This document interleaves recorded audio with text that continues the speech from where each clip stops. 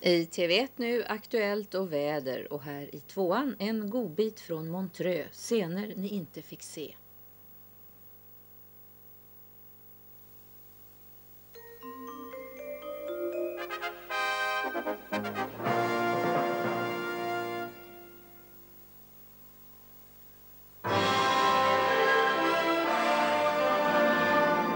Now it can be told.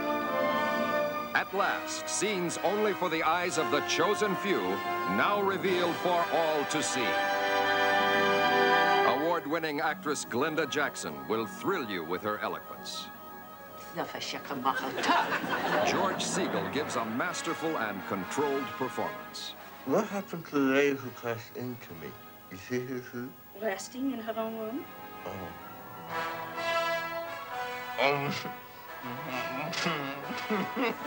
Plus, an explosive performance from Peter Sellers. Anyone out there in the field? Don't worry. It's only an old salty Swedish sea dog from... There's hair-raising adventure with Richard Harris.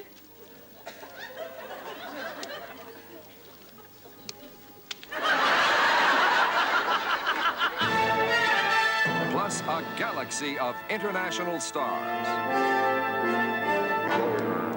And introducing Dennis Norden. You've seen disaster movies. Now see a movie of disasters. Don't miss. It'll be all right on the night, too.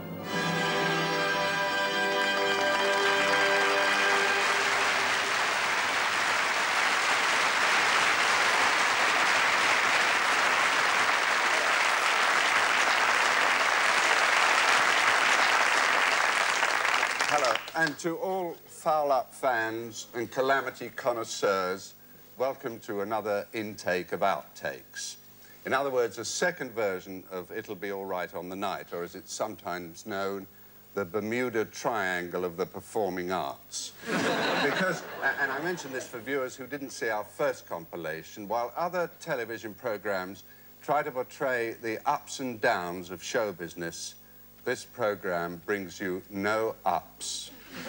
All we feature are what Jimmy Durante used to call catastrophes, or to give them their real name, outtakes. Now, if you still think an outtake is something you carry away from a Chinese restaurant, let me explain. It's also a technical term used in cinema and television to describe those bits of film the public don't usually get to see.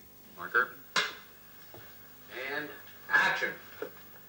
Well, honey, I'm going to be blunt with you. You know, you've been retired for 4 years. You said so yourself? Yeah, but the old reflex is still sharp as a colt. You ever work with horses, Karen? Only the $10 window. Don't remind me of it. What about Hal's wife? She's going to be needing your help now, I suppose. Yeah, I've thought about that. The more I think of Betty, the more resolved I am to get this man myself. Karen, show me how to put the gun in my mouth.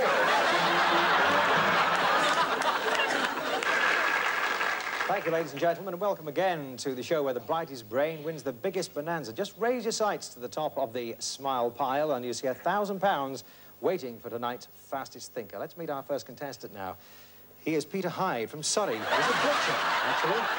And...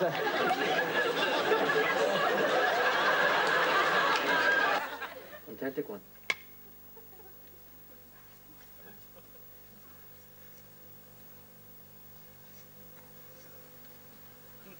Just an action. That easy.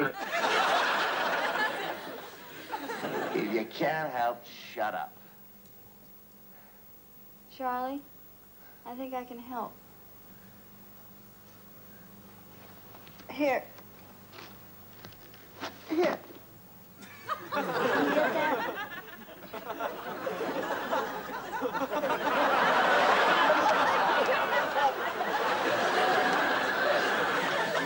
Sound playing show officers. Well, we work in television studios, of course, and film editing rooms, but this is where most of the work gets done. At the moment, we're setting up films in America. We're doing a film with Ernest Hemingway. He's dead.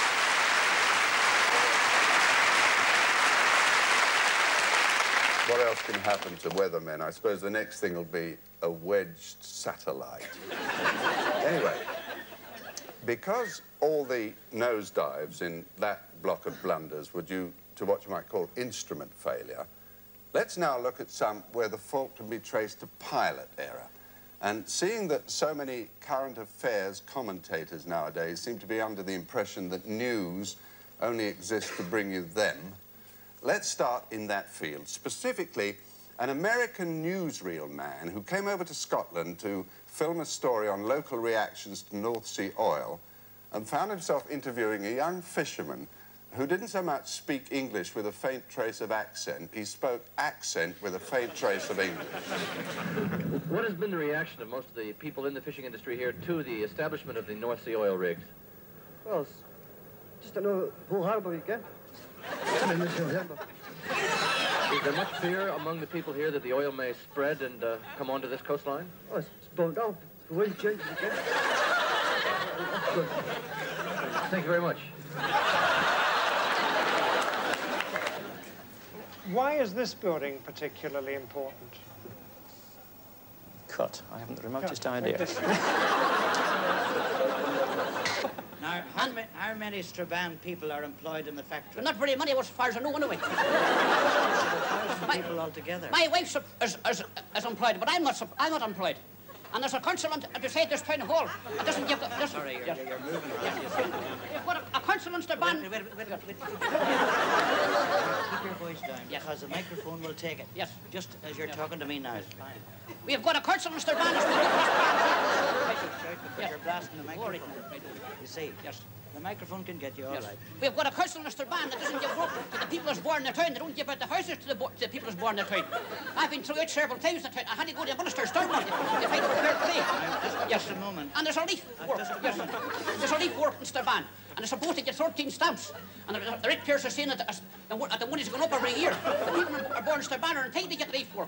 When they have to cross the water, they keep 2 homes. There are 3 men outside the town hall. Yes, sir. Yes, 3 men, but only one George Cunt. 200 people around at the Labour Exchange. You don't seem to be getting much support. Yes, the Labour Exchange sends the men across the water and border in the town, but they don't send them up to work. When this factory lay for 2 years, the people had to go up and sign on the dotted line on Strabane soil. Remember, that factory that's built on Strabane soil belongs to the Strabane people. When you live in Strabane, you're born in Strabane. If you're baptized in Strabane chapel, you're born in Strabane. If you're not born in Strabane or baptized, you don't belong to the town. You're just a rebel. Going back to its grandness and size and scale and so on, what does it tell you about the times that it was built? You're going to have to cut again because you're right off my subject. Is this a plane that can run well on one engine? It runs best on one engine. That's all it has. But of course, it's a very grand piece of architecture. I mean, is that of some historical significance? You've got me again, I'm afraid. I'm not an architect. I'm a tramway engineer. Don't put that bit in. This is really a result of a lifetime of ferreting, as far as you're concerned, isn't it? I had them first when I was 8. Whereabouts was this? Was this in Yorkshire? Lichfield. Yeah. Ow, ow, ow! Right, let it go. Put it on the floor, it won't hurt you. It is hurting. Put it down. If you just hold on to mine. I can't take that to anything. Well, this must be the climax of the situation.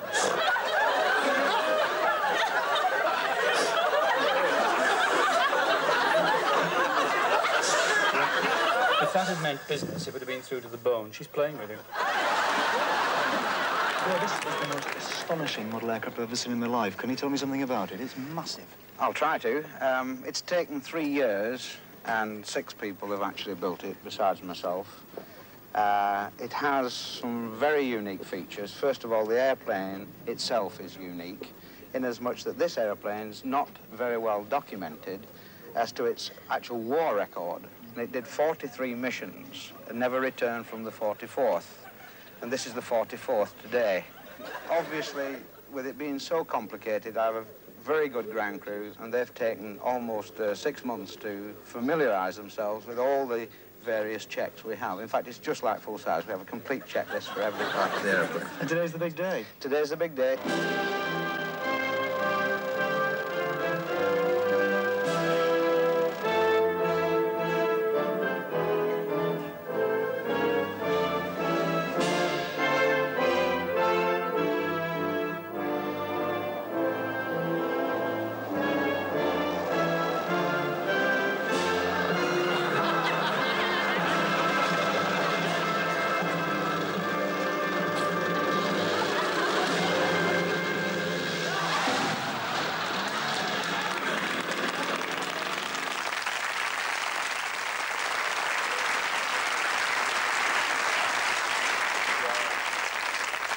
Despite your applause at that moment of disaster, I'm sure you'll all be glad to know that it finally did get airborne, and today it is fully operational.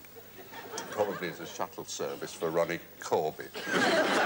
But what our research project did confirm was the axiom that for any adult to take part in a filming session that's got kids in it can only be compared to being given the part of Yorick in Hamlet. Howdy. Get the phone.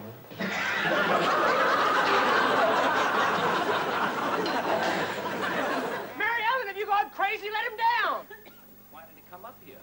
Well, that's no reason to hang him by his balls from a Christmas tree. To hang him by the Christmas... Come on, let's try a couple.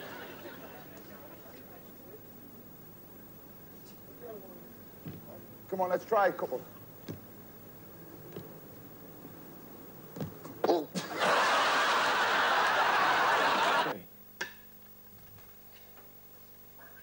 Really, it's quite amazing the fuss men make over this St. Bruno thing.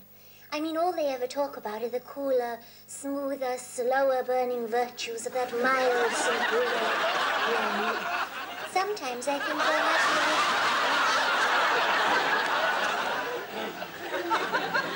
And your faith is beautiful. But sometimes the essence of beauty is fragility. Bugbear's not a good place to test it. Are you afraid of a test? Oh,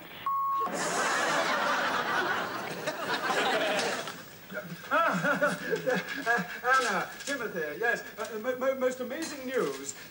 Your uncle Emlyn. Your Uncle Emlyn has died and left you for... Yeah, I have a full suspicion of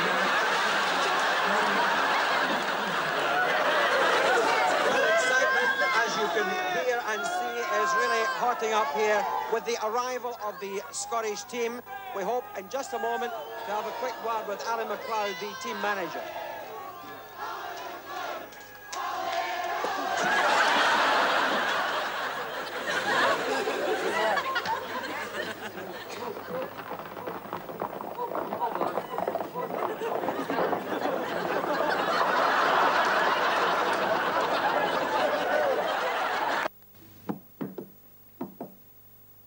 This is a door. Yes, that is a door. Yes, I know that, It's not locked, sir. Understand.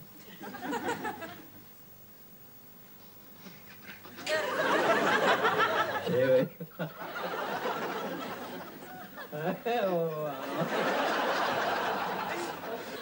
What's that comedy cat back in the house after feeding it free? It eats nothing but liver. $7.98 a pound. Shut up and meet Christian. Christian. I've only known her 10 weeks.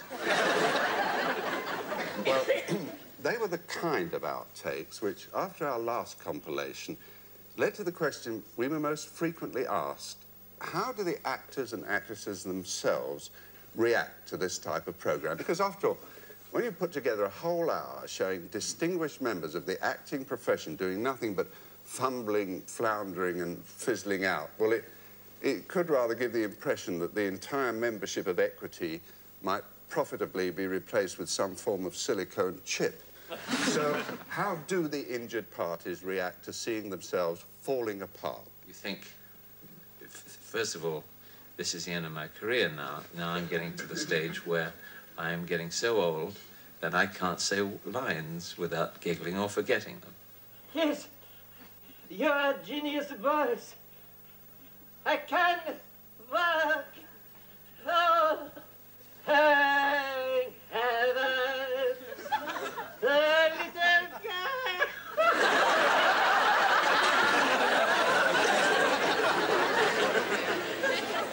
The leader has been identified as Jean Tournier. How much did they get? $1 million. Here's the report.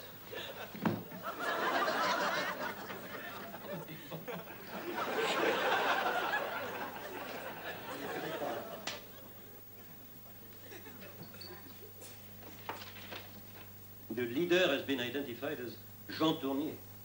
How much did they get? $1 million. Here's the report.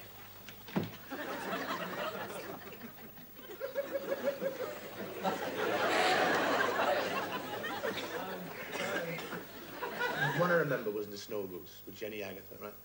And it was, I was supposed to, it was the very, very end of the piece, and I'm going to sort of go off to Normandy to save the people who were sort of trapped on the Normandy beach.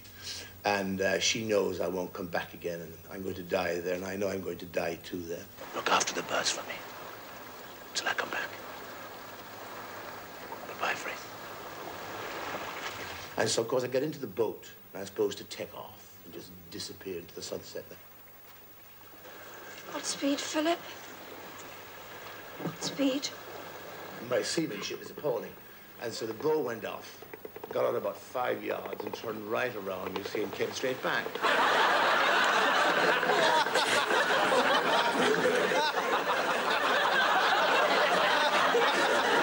There's that thermometer thing in there. Now, I saw those outtakes. I don't know what was setting me off that day, but I remember that was a giggly day. What in the world could have got an intelligent man like you into a dreadful situation like this? One lousy continental breakfast.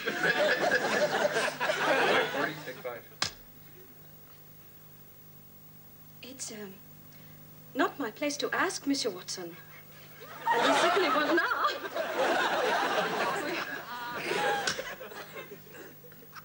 It's,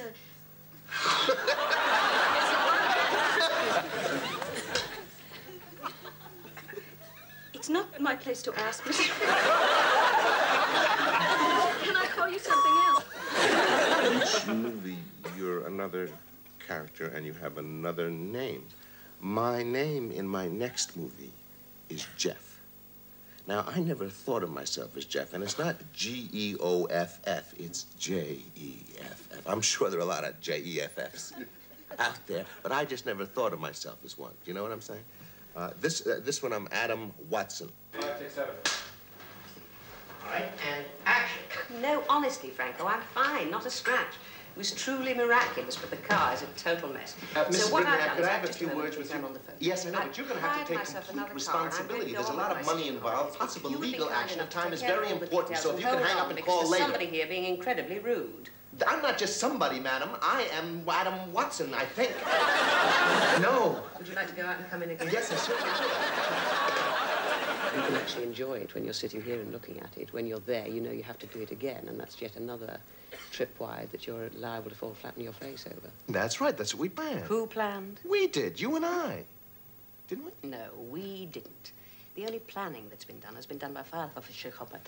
I'm surprised, actually, looking at these clips, that I don't swear more than I remember myself doing. I usually F and blind all over the place. It's like Roger Moore, for instance, in The Wild Geese. What? Action! Iron Man, Wild Goose, do you read over? Well done, Shawnee, you on the way in? You tell me this bloody radio's Russian, the dials work backwards. Iron Man, Wild Goose, do you read over? Wild Goose, Iron Man, receiving you, strength 4. That's amazing, isn't it? They got that up before I said my... Pallet. Do have a little point system going about that if you can get through a take without fluffing, you get a number of points, and you also get points deducted if you're late and everything else. And somebody's going to get points for coming in through the door now. Roger lost some points in the scene in the radio house because he got his dialogue wrong, you see. And poor Ronnie Fraser, who's supposed to have heard the plane come in, of course, got his cue wrong. I think he got the cue wrong from Roger. Iron Man, goose yourself in here. We're waiting for you, over. We're 12 minutes behind schedule. You good? Well, we're right down here, Iron Man. We have no intention of moving. I bet you hear a plane, John. I believe so. See, Richard and I were kind of worried about Roger. We found out in the first kind of week that Roger really isn't James Bond. He's not really 007. He's kind of 003 and a half, really. This is an aspect of film stunt work which is done in many films. In the Bond films, you see it a lot. Unlucky for some, 13. One takes over from another. One is hiding behind something, and the other one falls down, and the other one gets up, you see. The stuntman falls over, and the other one gets up off the floor saying, oh, you know. Now, this is done a lot, and it looks marvellous on the screen.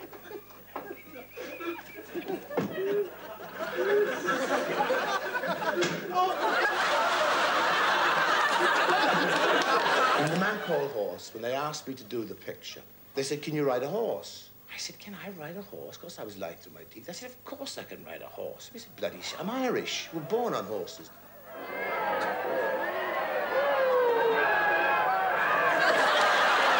I'm a converted coward, you know, when it comes to firearms and all that, you see. And not very good at special effects. So in this particular time, they told me I'd fire the gun at the bear, you see, and it would just go, little pop. So I took it and I put it up and fired. As I fired it, bloody thing exploded, you see, in my hands.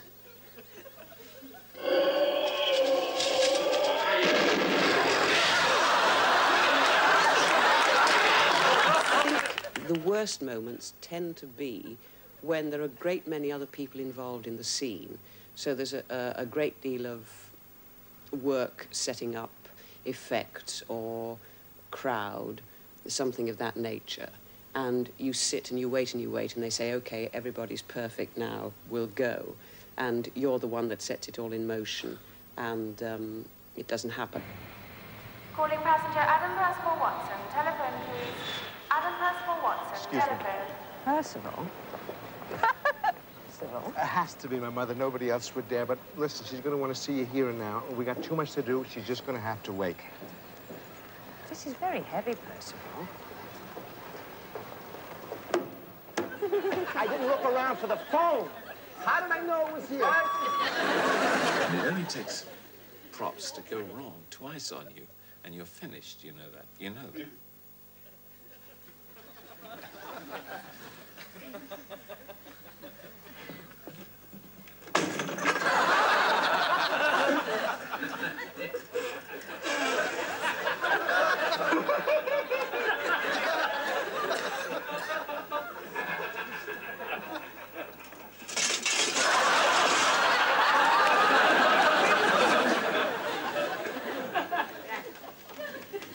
Special delivery, Adam. Where were you expecting? The other example of inanimate objects suddenly turning round and biting you was the clip where George had to turn the photographs over on top of the chest of drawers, and they would refuse to lie down. 394, take 9. All right, and action. Got these at a garage sale. Oh, I'm so sorry. Action. Got these at a garage sale. A real steal at $50. And an actor likes to show off with props. I can talk and walk at the same time. And chew gum, right? 394, take 8. All right, and action.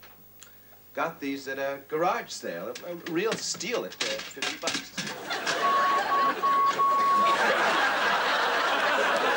There's bad language and that comes out because they are embarrassed, in a sense. I search through the script when I first get one to find some new words I can play with.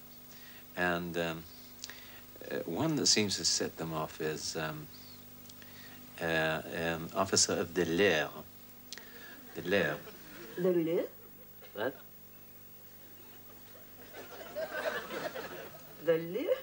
No, no, come on, Diane. Enough. I think I'll just skip that line.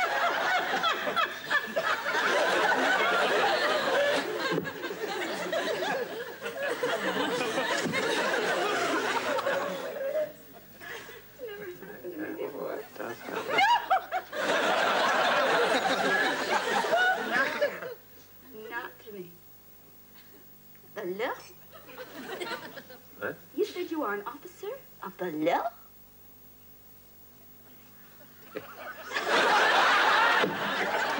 giggle much more as you get older. As a matter of fact, it's one of the great pleasures of getting old. I was a New York cab driver. I can deliver babies, I can remove bullets, and in a pinch, I could do a little root canal work. Okay, baby. Here we go. Breathe, please. Please, breathe.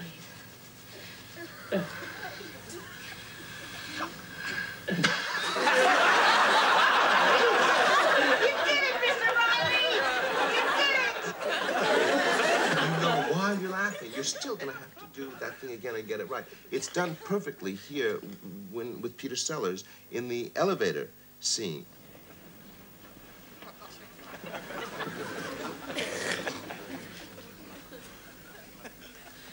And suddenly Blake said, oh, stop. I got a great idea. Whilst they're sizing each other up, and one's looking like that, and Clouseau's looking like that, and all this sort of business going, the George Raft routine. Someone should break wind, you see. And that would, now they'd all do this. So we said, yeah, but if we do that, what's going to happen? I mean, how are we going to... Oh, we said, that's all right. I'll say now. Now.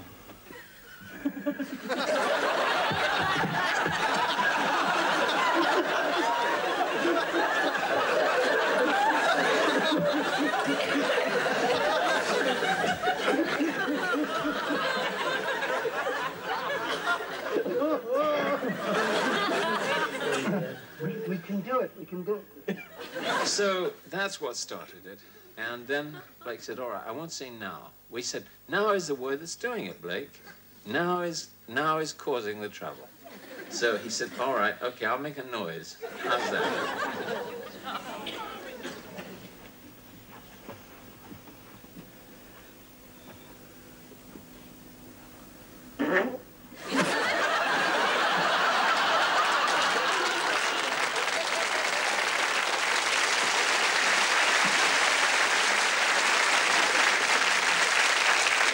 But as they say in massage parlours, let's just hold it there for a minute or so. The commercial break has to put in an appearance at this point, but after it, Glenda, George, Richard and Peter will continue their true confessions by nominating their favourite among the outtakes we've put together. So let's close this segment of cinematic lowlights with one for which all of them expressed approbation. Your arms and kick your feet to a dog paddle to the splishy beat. Raise your hands up very high and start to do some butterfly.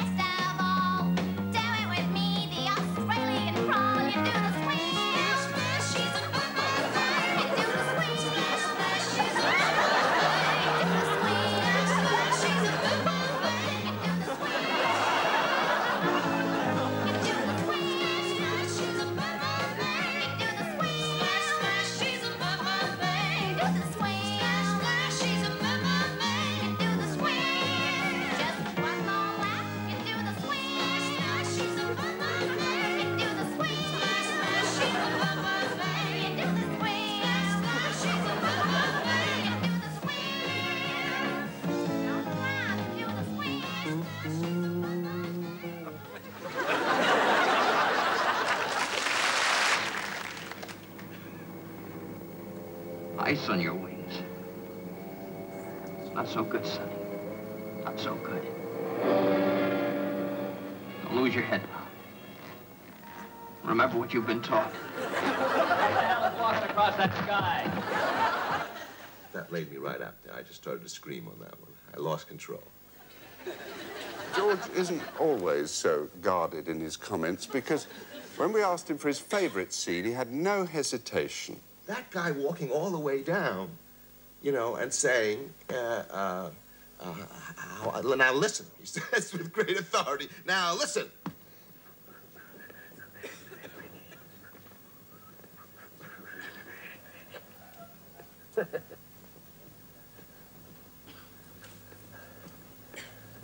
Okay? Now listen. That's what I was going to say. And the walk was so great, and the animal spread before him, and it was so beautiful. I mean, the director's got to put a gun to his head after a thing like that. Well, can't you cut in? No, I need the whole thing. I need you to say that. Now listen, and then you have to say the next part. Well, what about the sheep? I know, they were beautiful. Those chaps falling at the back of that wagon is hysterical.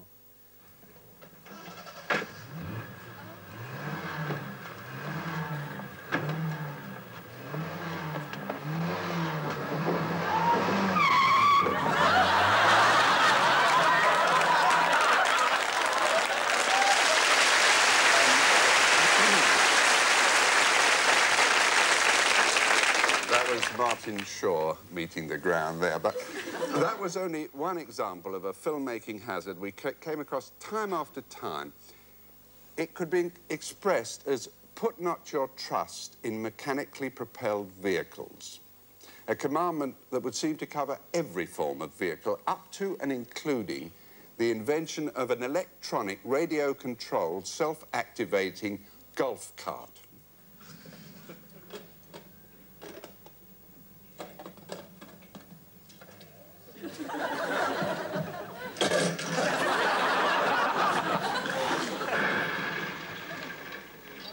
Morning. Morning. Hey. Hank Buchanan. Your car's rolling back, Hank. Thank you, Mr. Spicer. You know, you could lose your license for this. That's a little dangerously, huh?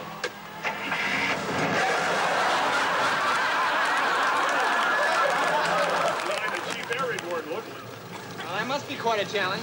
Sure is. Good luck to you.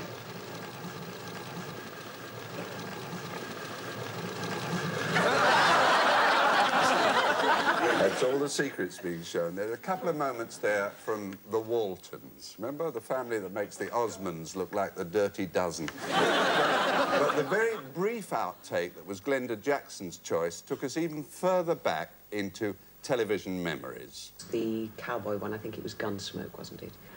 I ain't no informer.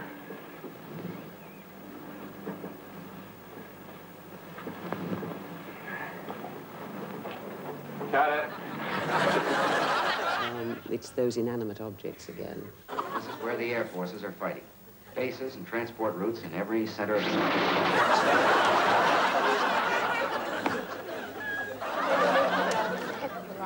Come on. How many zeros do you want me to shoot down for you? Oh, I know you're good, but there's no need to be reckless. You know, there are safety rules even in your business. What I mean, Jimmy, darling, is I don't want you to take any unnecessary chances. I mean, you've got to come back to me, Jimmy. I can't get this damn lighter to work.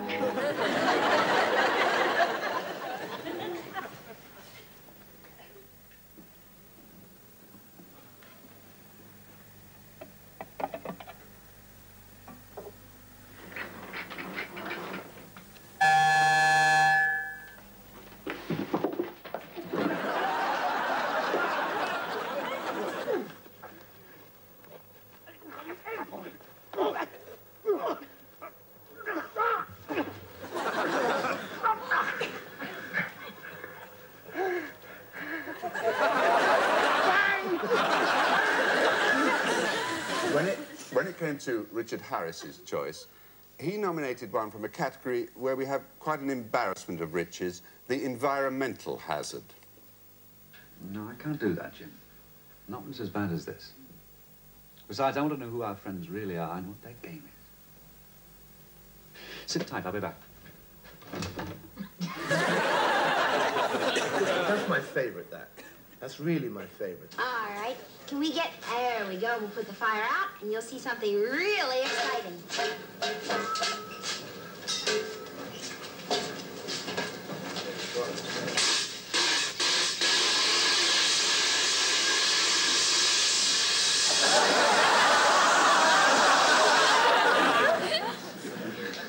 I think we're having a little bit of trouble with the fire extinguisher.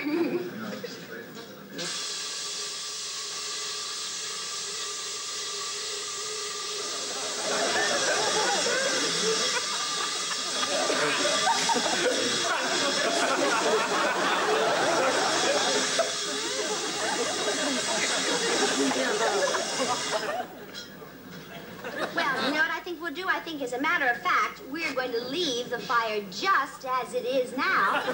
And, well, maybe instead of having to do this, maybe the sergeant would come back again a little bit later sometime, and he'd show us some of the other things that the dogs can do.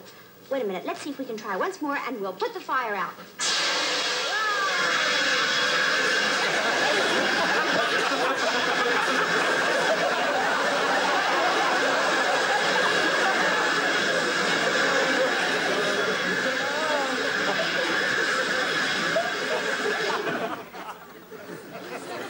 And there it is. Now, while that last batch, with a kind of belly flop that can occur while something's being shot in the studio, they were as but a gnat's bite compared to the really transcendental aggravation encountered on location.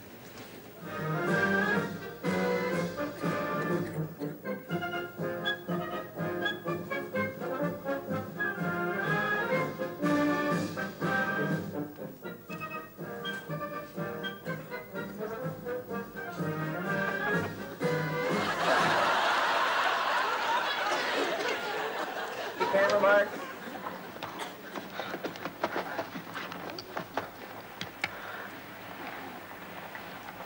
Oh, frig. Here's a piece of wire wool. Not something you'd normally expect to burn.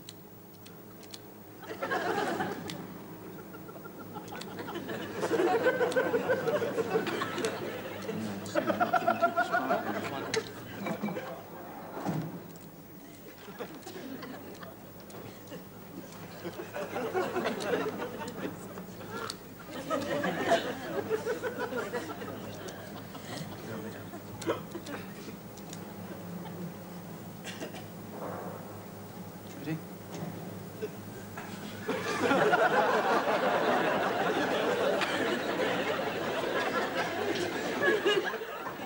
Henry. Oh.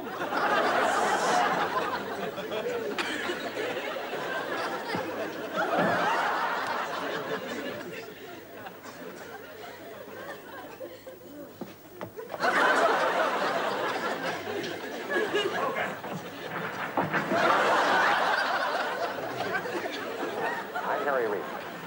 We're asking whether any central idea unites this colony and other hippie colonies in other cities. Whether they have anything to tell us. Why there is so much emphasis on the use of the drug LSD in our philosophy.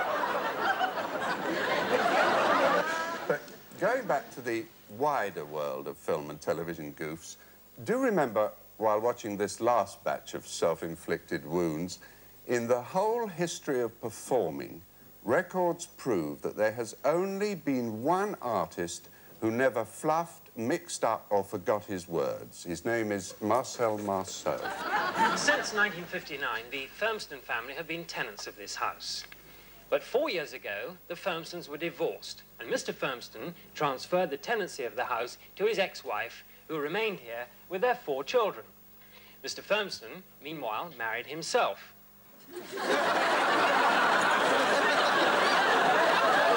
Take one. Okay.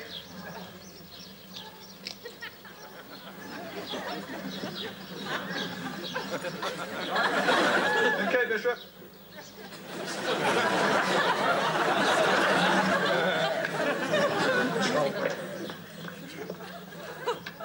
Okay, Bishop, you put the plastic through and then come out.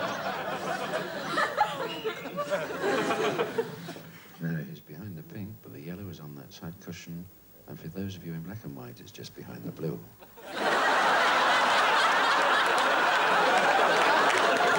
All the fuss is about. It's by Solzhenitsyn, and it graphically describes life in a Russian labor camp. But many people consider that it's a classic. Nevertheless, some of the language it uses is so fruity and so colourful that because of the television laws in this country, I'm unable to read any of it out.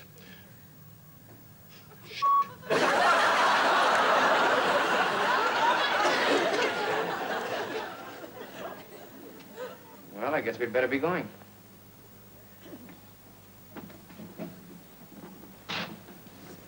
We'll have a report for you, sir, as soon as possible.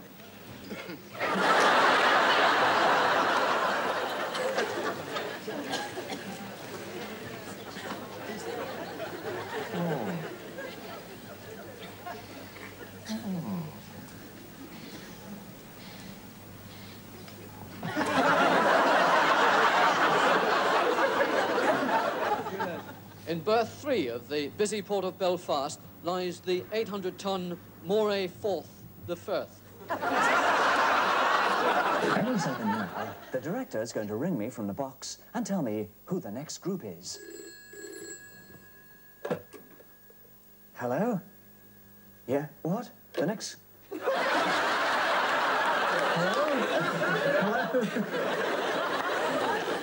Well, I don't know about you, but as far as I'm concerned, all of today's outtakes have been just another proof of what an improvement films and television are on real life. I mean, wouldn't it be great if every time you cocked up something in your life, some unseen voice shouted, "Cut, let's try that bit again." But it wouldn't really be fair to close this remembrance of things kaput without reiterating that the sort of film and television blunders we've shown do not occur all the time, only on days that have a Y in them.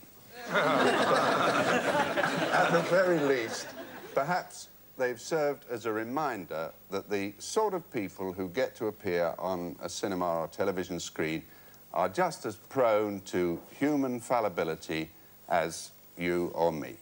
All right, perhaps not you, but me, definitely.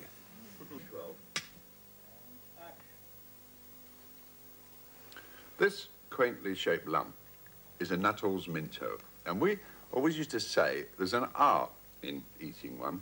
You hear? Roll it around.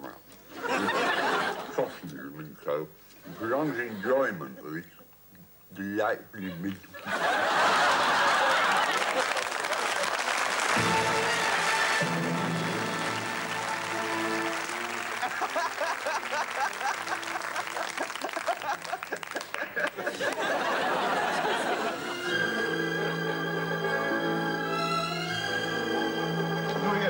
My name's Jeffrey C. Where are you from? Granada Television. Right, off we go, sir. Stop again. Stop the camera, please.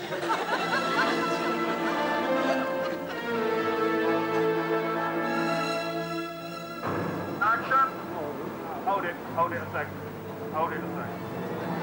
Just take a shot, Andy. We won't be a minute. We won't be a moment.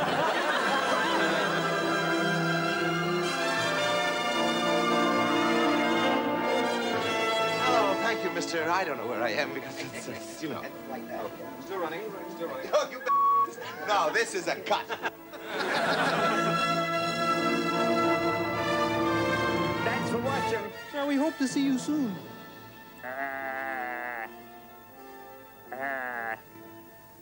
My arse is stuck.